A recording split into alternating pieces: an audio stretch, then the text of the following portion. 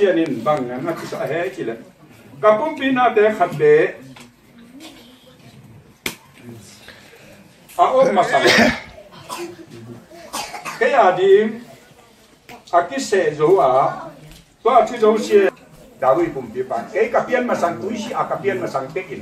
cái muốn tạt là tiếng anh này thế pasianin nei chuyện thế sa hi tôi hi manin cái mà cái muốn tạt là ra to nắng mà tiếng